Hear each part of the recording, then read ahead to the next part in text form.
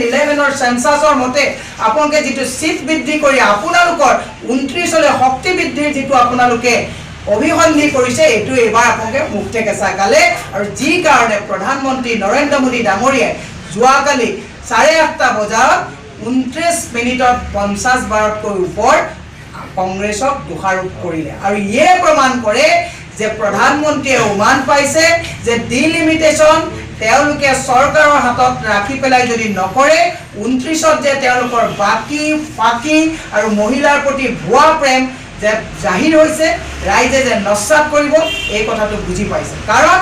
যোৱা লোকসভা নিৰ্বাচনত 400 পাৰৰ কথা কৈছিলে কিন্তু তেওঁলোকে 400 পাৰটো দূৰৰ কথা তেওঁলোকে 300 পাৰ কৰিব নোৱাৰিলে আৰু কেউ মান পাই তেওঁলোকে গোটেই ব্যৱস্থাটো কেই বৃদ্ধিত কৰিব বিচাৰিছিলে এই কাৰণে আমি মনত পেলাই দিছো অসমতো বিজেপিৰ যিসকলে মহিলা প্ৰেমৰ কথা কৈছে তেওঁলোকক আমি মনত পেলাই দিছো ইন্দ্ৰাণী তহবিলদাৰৰ যেতিয়া আত্মহত্যা হৈছিল তেওঁ ঘৰত হ'বলৈ মনত নপৰিলে নেকি জুনমণি ৰাভাৰ মাতৃয়ে যেতিয়া এতিয়াও নগাঁও জুনমণি ৰাভাৰ এই কাঠৰ টেবুলখন আৰু কাঠৰ বিছনাখন আনিবৰ কাৰণে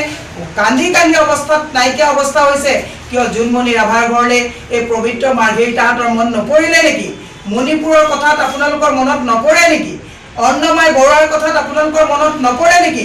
আপোনালোকে এইবাৰ বিধানসভাত কিয় ছগৰাকী দিলে মই চেন্ট্ৰেল গুৱাহাটীলৈকে যাওঁ 3 গৰাকীমান মহিলাই আপোনালোকৰ টিকেট বিচাৰিছিলে ইমান মহিলা প্ৰেম আপোনালোকে মহিলাক নিদি বিজয় গুপ্তা ডাঙৰীয়াক তাত টিকেট দিলে আপোনালোকে হাফ হৈ খুটে বেজ হৈ জাৰে গোটে ভাৰতবৰ্ষই গম পাইছে যে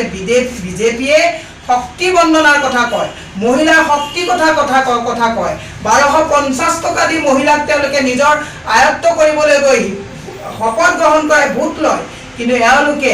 যেতিয়া মহিলা বিপদত পৰে মহিলাৰ চকুৰ পানী বুজ লবলৈ সময় নাথাকে কেকত আকৌ মনত পেলাই দিলো নৰেন্দ্ৰ মোদী ডাঙৰীয়া অমিত শাহ ডাঙৰীয়া গুটে বান্দেল মন্ত্ৰী আলে আহি